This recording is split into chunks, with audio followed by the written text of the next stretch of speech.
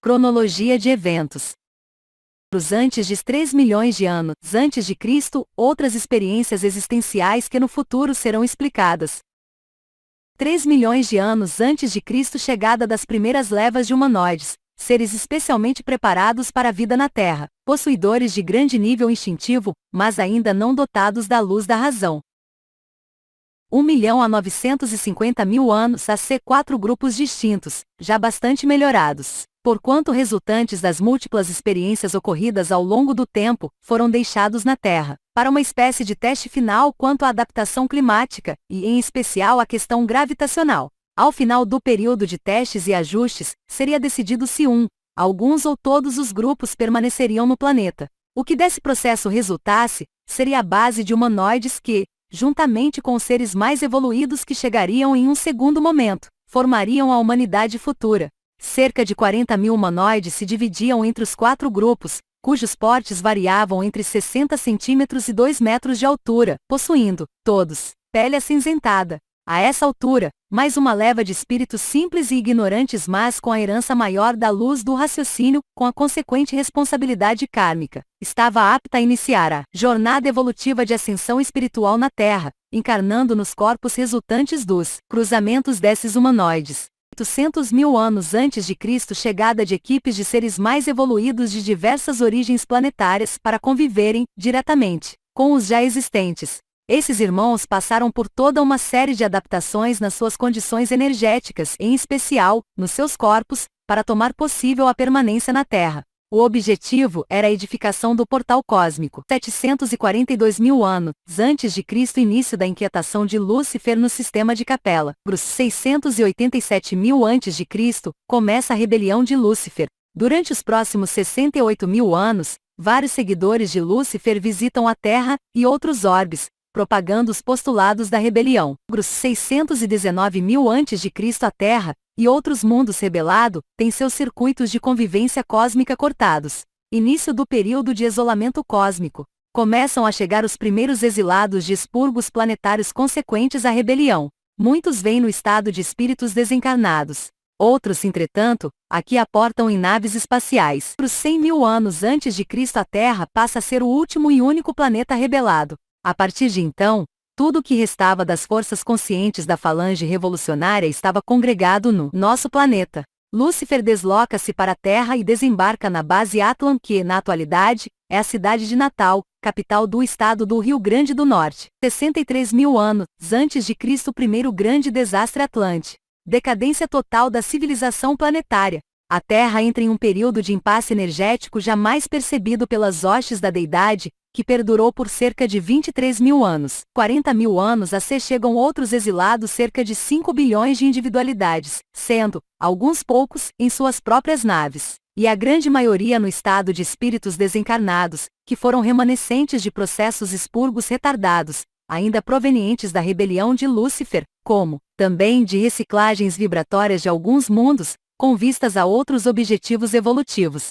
Por essa época, a Terra já contava com uma população de cerca de 20 bilhões de individualidades cósmicas, entre encarnados e desencarnados. A partir de então, a população planetária passou a ser de, aproximadamente, 25 bilhões de seres. 12 mil anos antes de Cristo, fim da civilização Atlante. A partir da confusa mistura de um cataclismo, dos efeitos decorrentes de experimentos e problemas com alguns artefatos herdados das gerações atlantes do passado remotíssimo, e mais um evento astronômico, a grande civilização Atlante ficou reduzida a 5 núcleos principais que se espalharam pela Terra. 11 mil anos antes de Cristo, chegada de algumas dezenas de milhares de exilados, todos no estado de espíritos desencarnados, provenientes também de alguns expurgos retardados de Capela e Antares. Essa foi a última leva de exilados que veio para o nosso planeta. 8 mil anos antes de Cristo, os remanescentes dos Atlantes começam a sucumbir por problemas diversos. Alguns grupos de ex-Atlantes se espalham ainda mais pela Terra. Na Índia, por exemplo, entram em confronto com a população local, sendo eles, os ex-Atlantes, uma das partes envolvidas nos conflitos descritos nos Vedas.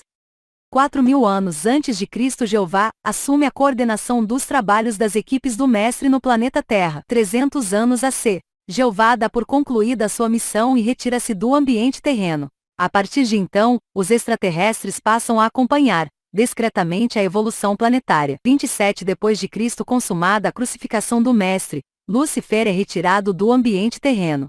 Satã, seu principal companheiro de desdita, assume o comando do que restava da rebelião. 1940 depois de Cristo, os extraterrestres começam a novamente se fazerem percebidos, obedecendo ao plano de preparação planetária para a reintegração cósmica da Terra. 1993 depois de Cristo, em trabalho desenvolvido pela espiritualidade maior, Satã é assistido fraternalmente, sendo, desde então, retirado dos ambientes astrais terrenos. Passado e presente. Há cerca de, aproximadamente, 2000 anos, estava o espírito do autor terreno da presente obra, personificando então o centurião romano que executou a crucificação do Mestre. Recorda-me, agora, a espiritualidade, que, em certo momento após a morte do crucificado do meio, já depois de ter ajudado, com certa má vontade, a um grupo comandado por José de Arimateia a levar o corpo de Jesus até determinada propriedade que lhe pertencia, localizada relativamente próxima ao local da execução, voltei ao alojamento da guarda, pretendendo colocar um fim ao fatigante dia de trabalho. Concluídas as últimas obrigações, dirigi-me a um certo local bastante agradável que, desde que chegara a Jerusalém, costumava frequentar, e buscando a solidão, quedei-me pensativo a respeito do futuro. Mas, aquele momento presente, como espécie de denso nevoeiro, a dificultar a visão, convergiam todas as recordações e a capacidade de refletir para uma série de acontecimentos singulares, que haviam ocorrido apenas há algumas poucas horas. Era como se não houvesse futuro. Tudo convergia para aquelas horas. Profundamente marcado pela forma estranha e pacífica daquele crucificado portar-se até o último momento, perguntava a mim mesmo o significado da vida e da morte. Nem uma coisa nem outra fazia muito sentido naquele momento. Pouco ou nada consegui concluir na apressada tentativa de reflexão, mas, interiormente, o desassossego era enorme, e tão envolvente era a inquietação íntima, que a sensação de não existir, vislumbrada rapidamente naquele instante perdido, parecerá-me mais alentadora e menos complicada que a vida. Problemas e mais problemas. Era só o que conseguia conquistar, agisse certo ou errado, pensava naquele instante, enquanto me retirava daquele local, sempre agradável, mas que, naquela hora, parecia o próprio onde ocorrerá a crucificação, tamanha era a herança das sensações vividas há pouco. Retirei-me procurando ambiente mais movimentado, pois, de repente, a solidão que tanto apreciava parecia a mais desagradável das companheiras. Caminhando por entre as ruas, encontrei um outro centurião que estava acompanhado por um homem de certa idade, com aparência muito distinta, que julguei ser de origem grega. Convidado a acompanhá-los a uma aprazível noitada, demos início a uma agradável prosa, apesar de notar a insistência com que o grego me observava. Depois de um certo tempo, falou-nos, então, que havia me visto no comando da crucificação do homem a que ele chamou de grande mestre, e de forma fraterna, sem nenhuma agressividade, disse-nos também que viera até aquelas terras apenas para conhecê-lo, pois ele deveria conhecer a tão buscada verdade, posto que a pregara e testemunhara até na hora de sua morte. Observei o perfil do grego que falava olhando para canto nenhum fixo no espaço, e perguntei a sua opinião a respeito da vida e da morte. Ele, sem mudar a direção do seu olhar, disse-nos que a vida era trabalho e desenvolvimento interior e a morte, nada mais do que passagem renovadora para outras vidas e novos trabalhos. Sorrimos, eu e meu companheiro centurião, a moda superior dos romanos, o grego, que depois soube ser discípulo dos ensinamentos de Pitágoras, pois pertencia a uma certa escola iniciática, que também era frequentada por um outro conhecido do centurião que me acompanhava. Olhou-me de frente e afirmou que a morte era, na realidade, a chave do infinito, pois as portas da eternidade somente se abriam para nós quando morríamos.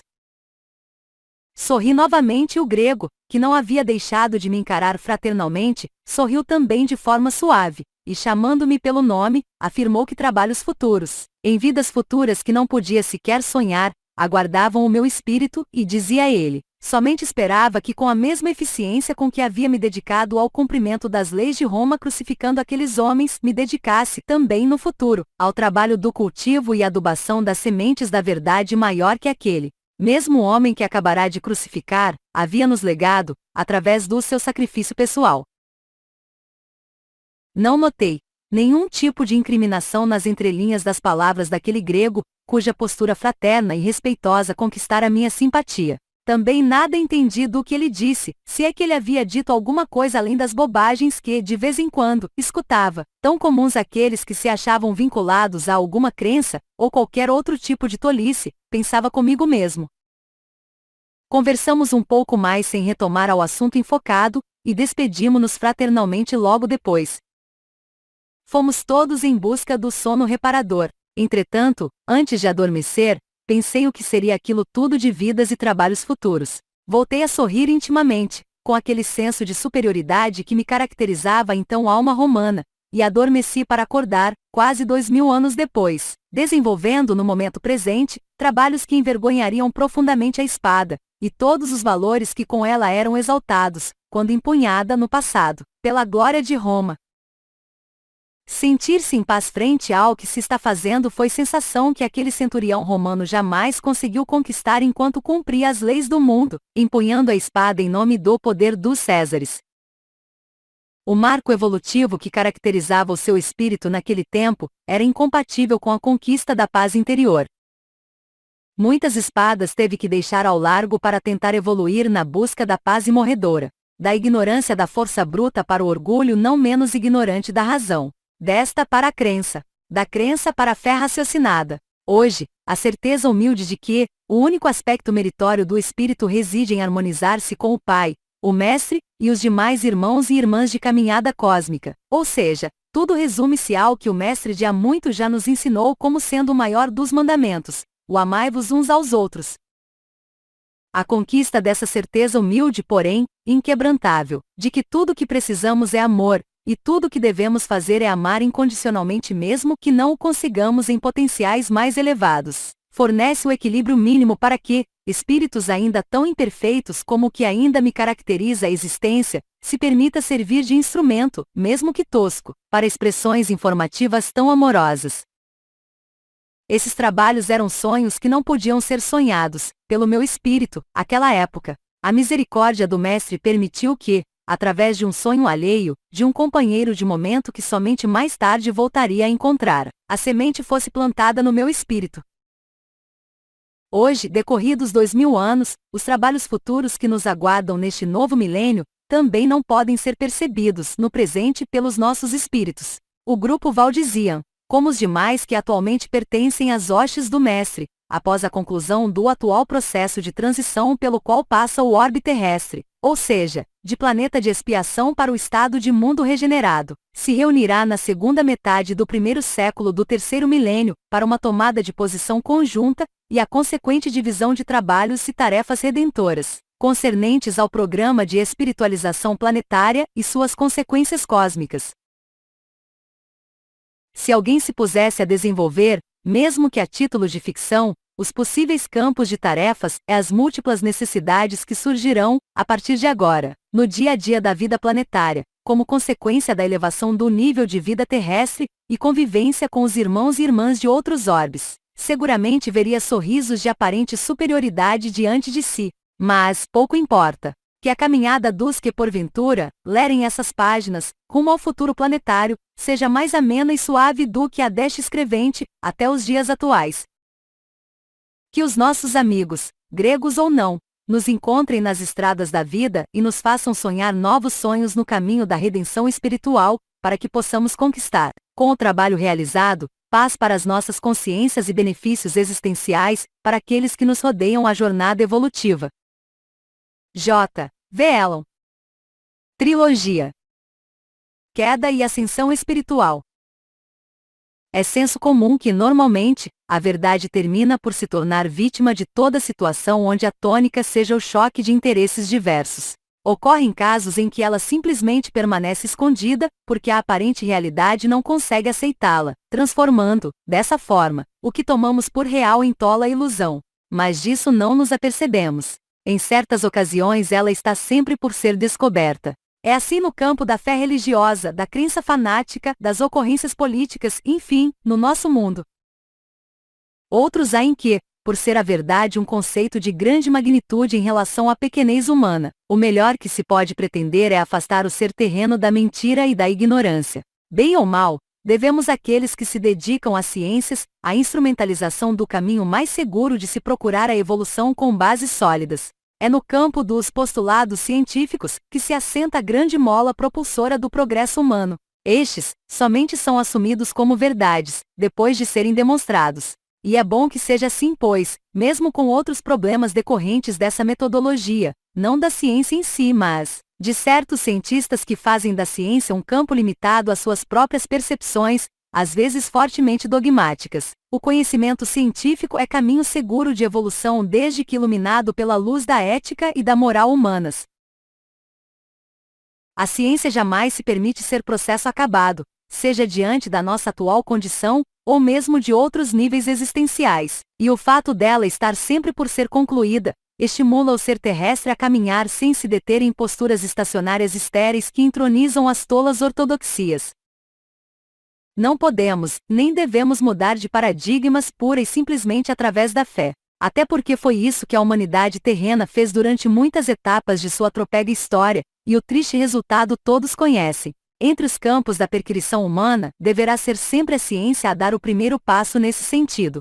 Só que ela não pode assumir papel de juiz quanto ao que se pode ou não pesquisar, quanto ao que se deve ou não ser tomado como probabilidade de percrição humana. Ela não pode relegar certos temas, somente por envolverem questões de fé e crença religiosa, ao equivocado culto do menosprezo de alguns de seus postulantes quanto àqueles que, talvez possuidores de espíritos mais abertos, se lançam a certas pesquisas de vanguarda. Estes, por sua vez, passam a afrontar a ciência como se fosse possível chegar a algum resultado sem o seu concurso. Existe uma grande quantidade de protociências como querem alguns, ou de pseudociências como preferem outros, surgindo a cada dia que passa em um dos campos da existência humana onde a ciência clássica, talvez, tenha negligenciado com a atenção necessária, para que os temas a ele pertinentes fossem estudados com os devidos critérios, aqueles que se relacionam com a vida após a morte, o espírito, a reencarnação, métodos das ciências dos povos do passado de se prever possibilidades futuras, enfim, diversas tradições esotéricas em geral. Apenas para exemplificar, às vezes me pergunto quanto a medicina ocidental não perde por sequer se dignar a olhar a metodologia e os procedimentos com os quais se praticam a arte médica no Oriente. Qual é a mais antiga? Qual a cultura que, há mais tempo, pratica e vivencia a medicina? A ocidental ou a oriental? Se a oriental tem muito mais tempo de vida e aprendizado do que a ocidental, por que esta não procura ao menos estudar as características daquela? Será porque a cultura médica oriental parte do pressuposto de que o ser humano tem um corpo sutil e, como tal, os diagnósticos referentes apenas ao seu corpo biológico deixam algo a desejar diante de certos problemas que o Ocidente não consegue resolver? Mas perguntemo-nos ainda, e se esse tal de corpo sutil existir mesmo, e tiver uma anatomia e fisiologia próprias e se for ele realmente a base sobre a qual está constituído o corpo material, o que estará fazendo a medicina ocidental, a não ser tratar de efeitos sem a menor noção das causas de certos problemas que pretende atacar? E esse corpo sutil existe. Tal conclusão não é uma questão de fé. É um simples resultado de um processo observacional. Não sei se o uso de certos poderes inerentes à constituição cósmica do ser humano, quando utilizados para o fim de curar e ajudar o próximo, não iria contra interesses financeiros de certos. De toda forma, jamais o homem prescindirá da medicina ocidental nos moldes em que ela hoje é praticada. Isto é um fato. Entretanto, a prática médica do Ocidente pensa que pode prescindir do grande arcabouço de experiências e conhecimentos da medicina oriental, e tal fato se dá ou por orgulho, ignorância ou interesses inconfessáveis. Seja lá pelo que for, é um desserviço à humanidade. Isto também é um outro fato. Sem a ciência não iremos a lugar nenhum. Porém, ciência sem alma é o mesmo que o sepulcro caiado do qual nos alertava o mestre. Sem a ciência para esclarecer a atitude íntima da boa fé e da boa crença religiosa, sabe Deus onde ainda estaríamos. Da mesma forma, sem o devido conteúdo moral das atitudes humanas diante das potencialidades científicas, nem precisamos recorrer a Deus para descobrir. Seria o fim da experiência existencial terráquea. Daí a importância da fé esclarecida e da ciência espiritualizada. Grupos. Pena que muitos cientistas estejam vinculados e, por força disso, obedientes a interesses muitas vezes inconfessáveis, o que faz com que alguns confundam o essencial com o acessório, ou seja, passam a criticar a ciência em vez de alguns cientistas merecedores da corrigenda quanto à postura assumida. Assim, muitos vendem a alma, não da ciência, mas deles mesmos, em nome de objetivos altamente danosos à dignidade humana.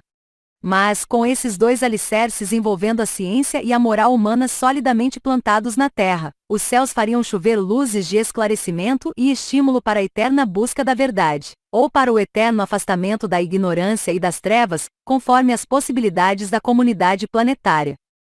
Sem que possamos obter respostas ou ao menos formular questões inteligentes a respeito do significado da existência e de suas variáveis circunstanciais, não seria conveniente, diante do que entendemos por racionalidade, dogmatizar a respeito de assuntos tão complexos que, por enquanto, se encontram além dos limites das possibilidades da ciência e percepção humanas.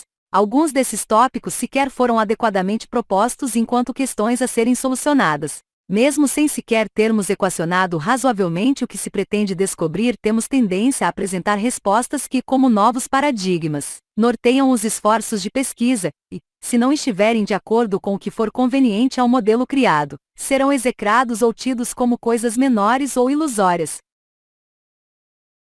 Se, devido ao impasse criado pela própria humanidade terrena, outros níveis existenciais tentam, de alguma maneira, fornecer alguns padrões de pesquisa e de reflexão para ajudar, já que estamos presos a um modelo estéril de viver, cheio de dogmas, preconceitos e intolerâncias de toda ordem, tudo que de lá vem podia ao menos ser examinado criteriosamente antes de ser relegado à vala comum do que se considera como sendo mistificação barata ou ficcionismo de segunda categoria.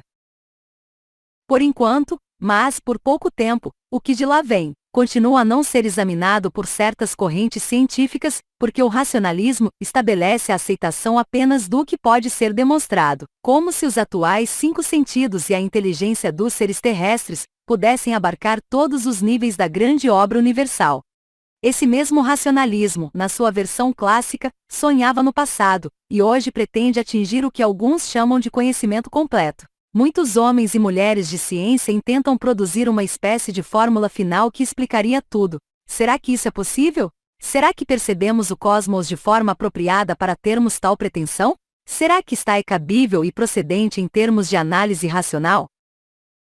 Algum dia alguém vivendo na condição terrena terá condições de apreender o todo? É razoável esperar que isso ocorra? Ou não seria mais sábio refletirmos a respeito de que podemos, sim, ter um sentido do todo, mas jamais apreender a totalidade? Será que não está se pretendendo transformar uma onisciência que, se existir, e de fato existe pelo que nos é informado, será sempre um atributo da deidade, em mera conquista consciencial terrena? Não estamos repetindo Lúcifer com esse tipo de postura? Somos parcelas incorporadas ao universo, ou seja, vivemos dentro ou no meio dele, nos seus muitos níveis existenciais que, segundo a ciência clássica, podem realmente existir, apesar de que deles não se tem ainda maiores evidências. Assim sendo, somente podemos perceber o cosmos como parcelas incorporadas ao que estamos tentando descrever. Pergunto-me, será que esse fato não limita a racionalidade e a percepção do ser terrestre?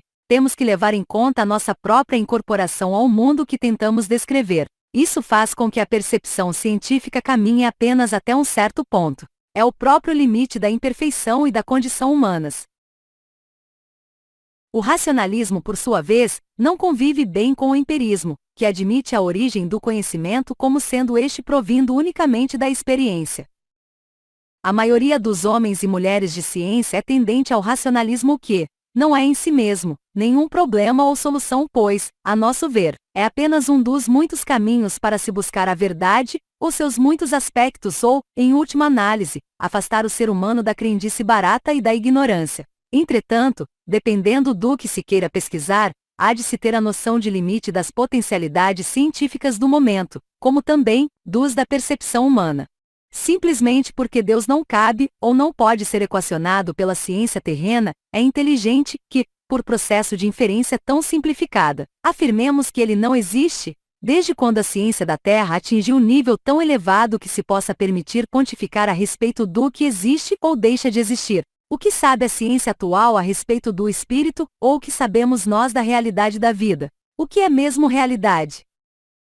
Para alguns, realidade é o que pode ser observado e medido. Obviamente, isso é correto. Mas existem coisas que ainda não nos foi dado percebê-las e conhecê-las. Por isso não fazem parte da realidade, pelo simples fato de não as conhecermos, mas se existem e mesmo não sendo percebidas, exercem algum tipo de influência que também não pode ser medida ainda, sobre a humanidade. Como pontificar a respeito com tanta segurança e pretensão? É claro que somente podemos ter consciência do que pode ser medido e observado. A percepção consciente é o processo mais imediato de convivência com o que nos rodeia. Se não temos consciência, não podemos agir inteligentemente diante do que não é ou tunda não foi percebido. Mas, se o que não é ou ainda não foi percebido pelas limitações humanas, realmente, existir e influenciar certos fatores da vida terrena, como se comportar diante dessa questão? Esse é o grande dilema comportamental da humanidade nos dias de hoje, ante os novos tempos que já se anunciam. E isso tudo ou parte do que ainda não se percebe objetivamente a qualquer momento vai se fazer perceber, como se o véu que a tudo cobrisse, fosse rasgado por mãos misericordiosas. Todo o contexto cósmico que nos rodeia se fará perceptível em seus muitos níveis de complexidade e a todos surpreenderá. Mas, e quanto à maneira de pensar e agir do ser terreno? O que o homem está fazendo com o seu semelhante? E com a terra? E o que ele já fez no passado? Será que sempre produziremos resultados que jamais foram pretendidos? Ou foram? O ser humano ainda tem capacidade de lidar com essa situação que ele mesmo produziu? A raça humana tem consciência do que fez e ainda está fazendo? Afinal de contas, a humanidade terrena tem consciência de alguma coisa? Será que não estamos confundindo consciência com conhecimento e inteligência? É bom não esquecer que a maioria dos homens e mulheres da Terra tem conhecimento e inteligência, mas não tem consciência. Sabem de certas coisas, mas não têm consciência do que sabem. Mas, o que é consciência? Qual a origem da consciência? De onde ela surgiu? Se houve uma época em que não existia na Terra, de onde, como, por que e quando ela surgiu? Se a consciência não surge ao longo do tempo ou por efeito deste, como apareceu? Se o homem fosse realmente descendente dos primatas ou de um ancestral comum a ambos, seria inteligente supor que outros exemplares deste ramo estariam, nos dias de hoje, se transformando em homens, adquirindo consciência? Convenhamos, isso não está ocorrendo e tal suposição não encontra sustentação mesmo no pouco que já se pensa conhecer a respeito da origem da consciência e da origem humanas. Se não concluímos nada a respeito de assunto tão complexo, como é que pretendemos estabelecer certezas científicas quanto ao que não pode existir ou ter existido no passado terrestre? Disse que a ilusão somente pode ser percebida através da incoerência. Se desta não nos apercebermos, daquela também não daremos conta. E o que é mais incoerente do que o atual modelo de vida terrena? Guerras, assassinatos, drogas, inveja, desamor, calúnias públicas irresponsáveis, interesses mesquinhos, etc. E achamos tudo isso muito normal. Se não percebemos a própria incoerência, de que forma estamos, pois, vivendo, a não ser num estágio mental de brutal ilusão?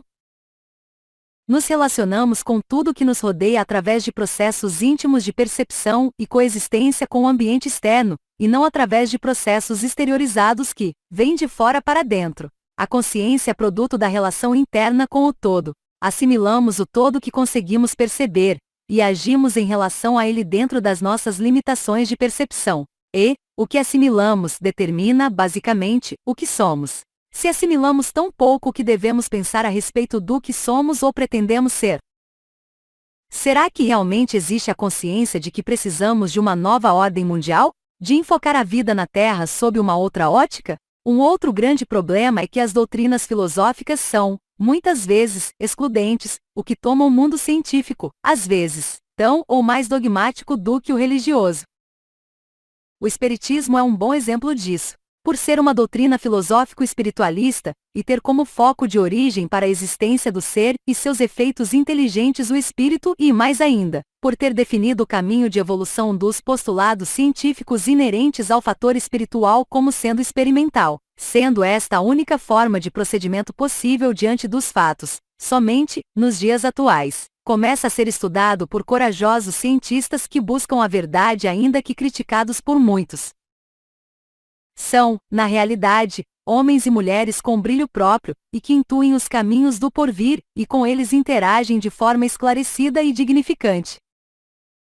Assim o dizemos porque a presente trilogia não se enquadra em nenhum dos campos doutrinários do conhecimento, e nem pertence a qualquer doutrina religiosa, até porque, provavelmente não seria aceita por nenhuma, pois, onde existe sistema fechado de crenças e de informações, qualquer aspecto novo termina por perturbar a inércia do pensamento. É normal que assim seja, é da própria condição humana. Em assim dizendo, estamos simplesmente afirmando que, as informações aqui constantes, não devem ser bem aceitas por qualquer um que esteja radicalmente vinculado a qualquer tipo de credo ou método científico. A bem da verdade, nem mesmo precisam ser aceitas porque, se forem procedentes, o futuro se encarregará de demonstrar, a curto prazo, dentro mesmo da psicologia do próprio tempo terrestre. Portanto, não é preocupação do autor terreno da presente trilogia que se acredite se aceite, ou não, o que está sendo informado. Seguramente, os olhos que puderem perceber, perceberão. Os que tiverem sensibilidade espiritual potencializada por estímulos do alto para sentir, sentirão. Também não nos intimida o patrulhamento e a desqualificação pessoal, que nos dias atuais, muito tem limitado o exercício do pensamento. Mas é importante que, tudo o que aqui foi informado, seja analisado, pesquisado e refletido criteriosamente, antes de ser admitido pelo menos como lima possibilidade. Mais do que isso não se pretende, pois entrar-se-á no campo da crença e da fé, o que não é o caso. Perguntamo-nos apenas, como seria possível a espiritualidade esclarecer algo que não possa estar contido dentro dos padrões científicos da atualidade? Ou o que se pretende esclarecer é possível de ser encaixado dentro dos critérios dos atuais modelos de percepção, ou então, talvez fosse melhor, se quer tentar algum tipo de procedimento com esse objetivo.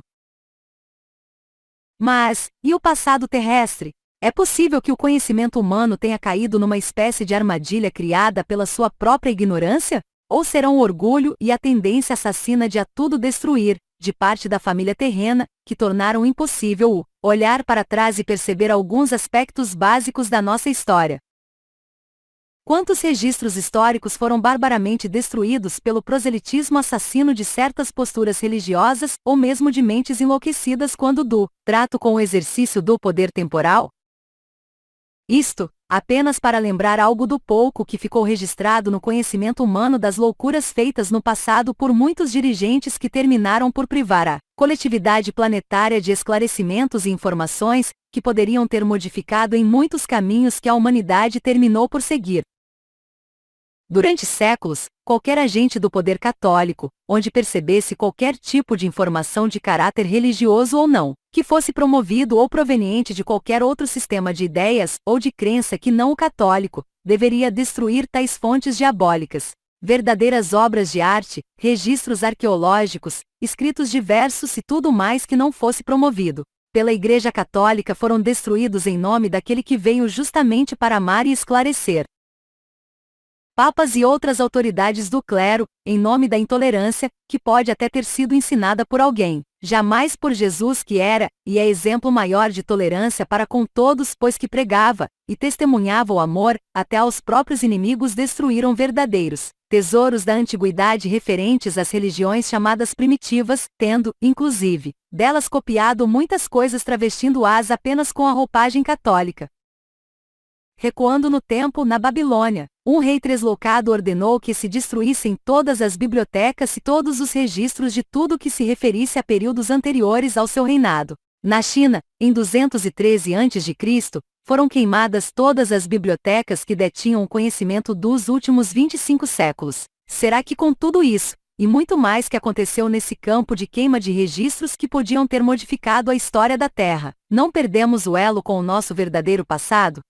Porque, na atualidade, certas verdades históricas estão sendo questionadas por novas evidências. Porque simplesmente a história jamais será um produto acabado. Ela evoluirá sempre com os fatos. O mínimo de bom senso, de lógica e de racionalidade indicam que, se a história se escreve na medida em que ela é percebida, sobre suas páginas não se deveriam formar dogmas imutáveis. Mas, dentro das culturas históricas das nações, quanto de dogma não existe? E o pior, gerados a partir de distorções históricas. Afinal, quem descobriu a América? Colombo ou Leif Erikson, o Viking, muito tempo antes do primeiro. Mas, e antes do próprio Leif Erikson? Quantas verdades históricas como essa não estão sendo contestadas nos dias atuais?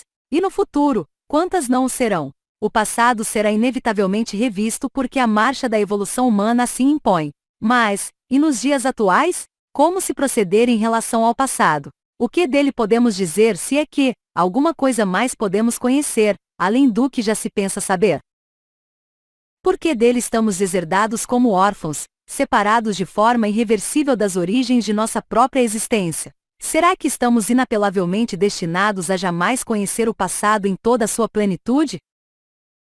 Alguns pretendem mesmo desvalorizar a história, como se esta não nos pudesse mais oferecer lições. Pensam esses que o progresso tecnológico promoveu mudanças e transformações de tamanha magnitude que, examinar o passado, seria perda de tempo e, na mais generosa possibilidade, uma excentricidade ou mesmo uma postura científica anacrônica. Já se diz, em relação ao habitante da Terra, que ele não sabe quem é, de onde veio e para onde caminha, e que o maior mistério que existe no planeta é ele mesmo, ou seja, o próprio homem. Na verdade, ele é o maior mistério porque, em relação a outros aspectos que compõem a vida planetária, a ciência já percebeu muitas das diversas procedências ao longo das eras geológicas. Ainda assim, querem desvinculá-lo da única fonte capaz de comprovar ou fornecer indícios para as respostas a essas indagações que é o seu próprio passado. Realmente formamos uma raça cósmica bastante estranha. Dividimos e terminamos por desagregar tanta coisa que talvez tenhamos perdido a noção do conjunto que representamos ou, sob outra ótica de análise, da unidade que, queiramos ou não, representamos para o cosmos que nos rodeia. Devemos nos perguntar ainda: perdemos o rumo? Será que os atuais padrões filosóficos da política, da religião e da própria ciência se tornaram impotentes para reverter essa prolongada estagnação quanto à resolução dos problemas da humanidade? Felizes da ciência e da política, que, mesmo com certas hesitações normais à atual condição humana, se abrem para receber novos valores e postulados. Mas, e quanto às religiões? Enquanto estas não aceitarem novas verdades, outras tantas estarão sempre surgindo, como se tudo não emanasse de uma única fonte cósmica. Com quantas religiões terminará a trajetória da humanidade na busca do Pai? Será que realmente, o passado somente será aceito pelo presente, se nele couber, ou se a ele se limitar? Como a ciência pode se voltar para o passado remoto com os seus atuais padrões de pesquisa e percepção? E se, de fato, em certos aspectos, tiver acontecido um retrocesso histórico, uma espécie de involução em alguns campos da luta humana? Como poderá o presente perceber o passado se este foi muito, muito mais complexo, não necessariamente mais evoluído em alguns campos, do que pode a vã filosofia atual perceber? Quando a ciência e os demais procedimentos considerados por estar como não científicos se abraçarão no mesmo objetivo de evolução? Enquanto isso não ocorrer, permanecerá a verdade escondida por trás do baixo poder de discernimento do ser terreno, ou mesmo sendo vítima constante de estratégias pouco esclarecidas, porém, eficazes, no seu objetivo maior de desinformar e gerar desagregação. Mas, onde os fatos se registram para que sejam, depois percebidos e avaliados, a fim de que algo se possa concluir a respeito? Como é que, sendo a providência tão sábia e perfeita nas suas atribuições, esquece de criar instrumento para o competente registro das ocorrências? Qual, entre as ciências conhecidas, aquela que poderia servir de base para o registro exato e absoluto dos fatos? Seriam, porventura, somente a imprensa, os registros literários e a memória humana que serviriam de base aos registros que hoje formam o grande banco de dados sobre a humanidade nos seus computadores?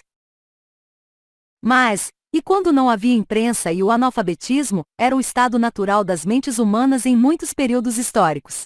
Será que é forçoso reconhecer que a memória humana é a única testemunha e observadora dos fatos que a cercam, posto que os mecanismos criados foram sempre destruídos por cataclismos, sejam eles de ordem natural ou provenientes da desarmonia mental dos seres humanos? Onde na natureza, alguma coisa ou processo que possa fazer esse papel de buscar a verdade e registrá-la de forma irretorquível? É o próprio homem o único agente responsável pela ação, aferição e registro de sua própria vida? Será ele personagem e historiador, réu e juiz, criador e criatura de suas próprias histórias e atos? Vamos elevar um pouco as nossas expectativas de análise. Seriam os espíritos desencarnados ou os extraterrestres os responsáveis pelo acompanhamento e registro competente dos atos da humanidade? Como eles fariam isso? Através da imprensa de lá? Dos registros literários e de outros tipos que já lhes são comuns? Das fixações memoriais do que acompanham aqui na Terra? Ou será que eles teriam algum instrumento ou processo que a tudo e a todos acompanhasse, marcando, inapelavelmente, o que acontece em circuitos por nós desconhecidos? Mas, de outra parte, quem acompanharia a vida deles? Quem registraria e avaliaria os seus atos? Existirá, em algum recanto do cosmos, alguma organização, circuito energético ou processo, que tenha a capacidade de a tudo registrar, aferindo de pronto as atitudes e razões, atenuantes e motivações, de cada ser cósmico? Se existe, ótimo. Se não existe, é bom que a deidade realmente exista para disso se encarregar, pois, onde a justiça das condições existenciais e da diversidade espiritual por todo o cosmos, se tudo não estiver registrado de alguma forma em algum canto? Se Deus não providenciar essa tarefa, quem terá condições de fazê-la? Se o próprio Mestre afirma que perfeito somente o Pai, será que Deus é o único possuidor de toda a verdade, ou como preferem alguns, de todas as verdades que existem? Retornando à nossa realidade existencial, podemos concluir que os fatos e suas verdades não são percebidos nas suas justas variáveis, ou de forma absoluta por nenhum processo humano, porquanto a mente humana e os processos e instrumentos que ela possa criar, serão sempre uma parte diante do todo, e uma parte somente perceberá partes, jamais o todo. A ciência terrena, esta sim, caminha em trajetória segura para produzir processos e instrumentos que possam prever as leis e pontificar acerca dos demais aspectos pertinentes à parte não pensante do cosmos, ou seja, das trajetórias dos planetas e das galáxias, no macrocosmo, dos elétrons em redor do núcleo atômico, no microcosmos. Mas, quanto à trajetória dos seres cósmicos, como perceber as suas órbitas transitórias e seus possíveis deslocamentos se nascemos onde não queremos? Temos que morrer, mas, sequer sabemos ao certo se existe vida após a morte do corpo transitório, o que é que vai acontecer? Se é que realmente alguma coisa acontece com o nosso espírito depois da morte? Será que, na realidade, temos um espírito? Se temos, o que é um espírito? Mesmo sabendo tão pouco sobre si próprio, e talvez menos ainda, a respeito do que o cerca, o ser terreno, no entanto, sabe afirmar com toda segurança que é impossível tal coisa ter acontecido ou ocorrer, simplesmente, porque, o fundador desse, ou daquele credo, ou doutrina tal, diz o que é e o que não é possível. Muitos afirmam que é impossível ter existido isso ou aquilo no passado. Outros que não pode existir vida espiritual e reencarnação. Muitos até aceitam a possível existência de vida extraterrestre, mas acham improvável eles se deslocarem até a Terra. Que seja, entretanto, se simplesmente porque o fundador desse ou daquele credo ou doutrina tal diz o que é e o que não é possível. Muitos afirmam que é impossível ter existido isso ou aquilo no passado.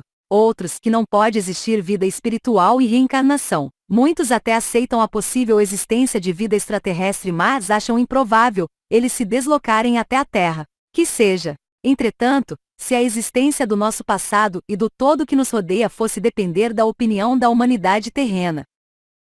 Houve tempos em que achar a Terra redonda era motivo de morte. Depois, situá-la no seu simples contexto de planeta orbitando ao redor de uma estrela, a mesma punição era aplicada, até porque era a máxima, ou pior, que se conhecia para punir alguém. Há alguns poucos anos atrás, se alguém fosse falar sobre televisão, fax, computador, etc., como não seriam as feições daqueles que escutassem essas prédicas? Será que semelhantes a dos que torcem o nariz quando, na atualidade, escutam alguém falar sobre espíritos e extraterrestres? Aqueles que já acreditam ou sabem que os espíritos existem, e que com a humanidade encarnada podem se comunicar, mas que não aceitam a existência de seres de outras moradas planetárias. Serão eles mais modernos que os monges da antiguidade que não aceitavam nada além do que estava previsto nos seus cânones? o que seria possível hoje ser feito no campo do esclarecimento, tanto em relação ao nosso passado como, em especial, ao que rodeia a coletividade terrestre no presente momento, e também quanto ao iminente futuro que ocorrerá e a muitos surpreenderá, sem que os sorrisos de superioridade intelectual, ou os espasmos do orgulho e da vaidade dos que pensam muito saber, caiam dolorosamente como pedras na sensibilidade dos que tentam alguma coisa esclarecer. Na filosofia pitagórica e dentro dos postulados da tradição esotérica, existe a referência a uma espécie de quinto elemento, ou estado da matéria. Assim o dizemos conforme definido nos postulados esotéricos, denominado de akasha. É um estado vibratório singular de partículas formadoras do chamado éter celestial que ocupa todo o espaço. Seria, conforme tais princípios, este arquivo akáshico, uma espécie de circuito cósmico de tudo que foi produzido pelos seres pensantes ao longo de todas as experiências evolucionárias, além daquelas que ainda serão vivenciadas. Defendem os esotéricos que este arquivo pode ser consultado por videntes que percebem o passado e orientam quanto ao futuro, tudo isso com o objetivo de equilibrar os débitos kármicos diante das leis evolucionistas do cosmos.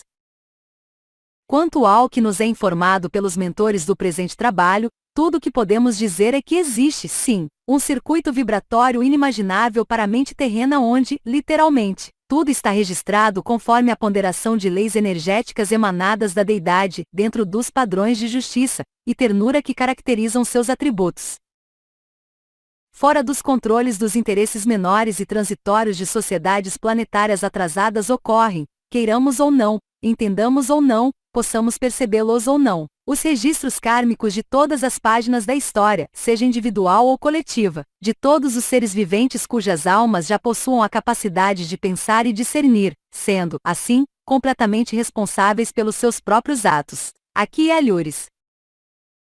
É como se ondas luminosas eternas espalhadas por todo o cosmos tivessem o prodigioso poder de a tudo e todos fotografar e registrar nos arquivos e atributos da deidade todos os acontecimentos, sejam na Terra ou em qualquer outro recanto cósmico. Assim sendo, todas as histórias planetárias estariam indelevelmente registradas.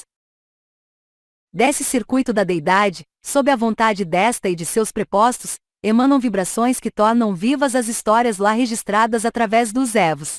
Dele também se irradiam as possibilidades do futuro. Todo esse conjunto de informações é trabalhado por equipes especialíssimas tanto de ordem espiritual, como de outros orbes, encarregadas desse mister, e, através desses grupos de trabalho, as notícias maiores dos céus chegam até as realidades transitórias, como é o caso da Terra. Mas, para que aqui possam ser percebidas, torna-se necessário o concurso de médiuns, sensitivos, canais, profetas, como se queira chamá-los, para que as mensagens de lá possam ser escutadas pelos que vivem aqui. Ao que nos é dado entender, o processo de informação é sempre de lá para cá, jamais o inverso. Mas, isso não tem muita importância para o que, no momento, desejamos expressar. O que fazer se esse processo ainda não é procedimento científico dentro dos atuais padrões da Terra? Chamá-lo de quê? Enquadrá-lo simplesmente como religiosidade ou ficção quando, no presente caso, não há uma coisa nem outra. Pouco importa, e assim o dizemos porque o futuro é inevitável. E com ele virá o esclarecimento do passado, já que no presente, essa tarefa cairá sempre, para muitos, em campos e classificações impróprias. Talvez, somente a convivência clara e objetiva com os irmãos de outros orbes nos permita isso tudo esclarecer. Quem sabe também se certos engenhos que estão soterrados pelo passado terrestre não serão encontrados dentro em breve. Por enquanto, tudo o que podemos fazer é o que está sendo feito. O combustível maior que move o autor terreno da presente obra é a tentativa de, mesmo incorrendo em erros e imprecisões, acreditar estar contribuindo para afastar o ser terreno da ignorância e da crendice primitiva. Apesar do que, tudo o que aqui foi afirmado, deverá se cumprir em algumas décadas. Pelo menos é o que dizem os autores destes escritos e o que também foi demonstrado, pela espiritualidade, ao autor terreno. É importante ressaltar que, durante mais de 5 anos, várias obras ficaram engavetadas por hesitação pessoal diante de tanta informação e, em especial, pela responsabilidade dos temas enfocados. O problema era conviver com esses seres de outros orbes e com os irmãos espirituais desencarnados, percebê-los nas suas posturas fraternas cujas vibrações internecem o espírito de qualquer um. deles receber todas essas notícias e não querer publicá-las. Mas foi exatamente isso que ocorreu durante 5 longos anos. Somente após alguns acontecimentos promovidos pela espiritualidade maior, como se para fortificar a convicção íntima de um homem tão hesitante é que, a partir desses fatos, transformou a sua própria convicção em certeza inabalável, decidindo, portanto, atender às solicitações de divulgar as informações recebidas, mesmo com todos os problemas que poderiam advir. Não foi e não está sendo fácil. Tratar do imponderável na condição de espírito encarnado é tarefa que, se por um lado desperta o aprendizado e melhoramento íntimos por outro, angústia devido à pequenez diante de temas tão elevados. Agradecemos, por fim, a paciência dos que passaram a vista pelas páginas desta trilogia e novamente nos desculpamos pelos erros cometidos. No futuro deverão ser corrigidos pelos reais autores. Fica, entretanto, a nossa convicção inabalável de que, um pouco mais, e tudo será devidamente esclarecido, não por instrumentos terrenos tão pequenos e frágeis, como o caso deste aflito escrevente, mas sim por quem realmente tem autoridade para tal Mr. J. V. Ellon. Esclarecimento estratégico. Resolvemos distribuir as obras que estão sendo por nós preparadas a pedido, e sob orientação dos mentores espirituais em 7 grupos distintos, dadas as características comuns e objetivando propiciar melhor visualização para quem desejar enxergar em profundidade o planejamento global da espiritualidade, ao menos no que diz respeito à utilização deste aparelho terrestre.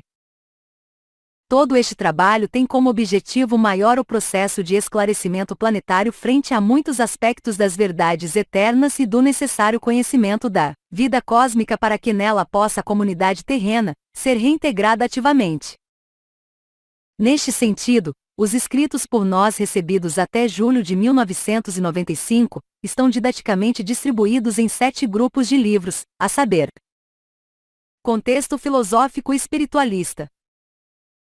O processo de reintegração da Terra, a convivência cósmica somente poderá ser desenvolvido tendo como base toda uma preparação filosófica em nível de entendimento e, da necessária postura política fraterna dos habitantes do orbe terrestre, para que a reintegração aos circuitos cósmicos possa ser efetivamente consumada. Para tal fim, foram fornecidos, durante todo o longo e penoso processo da história humana, toda a base política humanística espiritual e filosófica necessária ao esclarecimento do espírito humano, para aqueles que realmente desejaram, ou desejavam, alimentar-se da luz do esclarecimento espiritual. Muitos mestres do conhecimento cósmico na Terra estiveram reencarnados fornecendo, na medida das possibilidades de entendimento nos núcleos terrestres à época dos seus testemunhos amorosos, as principais sementes necessárias ao desenvolvimento do espírito. Neste final de ciclo, esses mesmos mestres, a pedido de Jesus, o Mestre dos Mestres, estarão atualizando e adequando seus ensinamentos para os dias finais deste milênio, fornecendo, assim, a base filosófica necessária ao entendimento do que ora ocorre com a comunidade de espíritos congregados ao orbe terrestre. Em homenagem ao espírito amigo e iluminado de Platão, resolvemos denominar os 10 livros que irão compor essa base filosófica, como pertencentes à série Diálogos, porque será através da conversação desses grandes trabalhadores do progresso terrestre, que os ensinamentos necessários e complementares a toda a base de reflexão já existente para este fim de período cósmico, virão a todos nós apresentados através de diálogos, posto que, foi efetivamente dessa forma que ocorreram. Contexto cósmico. Nesse grupo estão agrupados os livros que abordarão aspectos do cosmos, sua hierarquia, seus diversos níveis existenciais, os sistemas de mundos comandados pelo Mestre Jesus, seus assessores, a história da Terra sob a ótica cósmica, a história de grupos de individualidades que para a Terra foram exiladas, certas ordens de problemas cósmicos e mais alguns outros aspectos que dizem respeito à vida cósmica. Pertencem, pois, a esse grupo o livro anteriormente publicado Reintegração Cósmica, o presente trabalho, como também, o próximo livro a ser editado. Contexto terrestre. Todo esse processo de final de período cósmico com a consequente transição necessária ao terceiro milênio, os fatos que dele decorrerão, e o vislumbre do que deverá ou poderá ocorrer com a comunidade terráquea, são assuntos que serão abordados nos livros, que irão compor os temas relativos à vida sociológica política dos terráqueos, frente à iminente reintegração à vida cósmica e aos demais aspectos consequentes. Elucidativos. Temas gerais serão abordados nos livros que irão compor esse grupo, porquanto necessários ao entendimento do todo. O fenômeno da morte, as profecias, vida em outros níveis próximos à Terra, a misteriosa Atlântida, estudos sobre a prece e muitos outros assuntos serão desenvolvidos e estudados como complemento à possibilidade de entendimento e percepção de como tudo está relacionado e interligado e de que, efetivamente, nenhum cabelo cai de nossa cabeça sem que esteja permitido e previsto dentro das leis que formam o grande circuito cósmico que emana e é mantido pelo amor do Pai. Contexto doutrinário. Nos livros aqui agrupados, serão apresentados diversos aspectos da temática da reencarnação, através da experiência de 5 individualidades espirituais que contarão suas muitas reencarnações, observando, em especial, as posturas felizes e infelizes assumidas, quando do trato dos problemas humanos, decorrentes das intolerâncias raciais, religiosas, políticas e algumas outras características do espírito humano terrestre. Esses livros aparecem apenas como apoio ao muito que já foi escrito a respeito do assunto, por outros trabalhadores da causa do Mestre, e é nosso dever ressaltar que será exatamente a opinião desses espíritos, conforme o grau de evolução que lhes é peculiar, que desfilarão pelas páginas dos livros que compõem esta série, e não os ensinamentos da espiritualidade maior que normalmente caracterizam obras com propósitos de esclarecimento. Contexto histórico. A análise dos fatos históricos, tendo por trás o pano de fundo da eterna realidade espiritual que rege os aspectos transitórios das evoluções planetárias, será a base central dos temas a serem abordados nos livros que compõem esse grupo. Contexto religioso. Sob a ótica espiritual serão analisados os movimentos religiosos terrestres, separando-se o que é instrumento de aprendizado da espiritualidade maior, e o que representam as criações dos próprios homens dentro do contexto religioso. Há muito de criação humana que foi apresentado como sendo de origem divina, e muito do que de divino foi apresentado à Terra terminou por sofrer distorções promovidas pelas limitações e inclinações menores do gênero humano terrestre. Os livros aqui agrupados fornecem alguns padrões de reflexão para tais assuntos. Projeto Orbum. Jean Val Ellon. Projeto Orbum. Feliz-se espiritualmente a esta ideia. Manifesto. Declaração de Princípios da Cidadania Planetária. Princípios.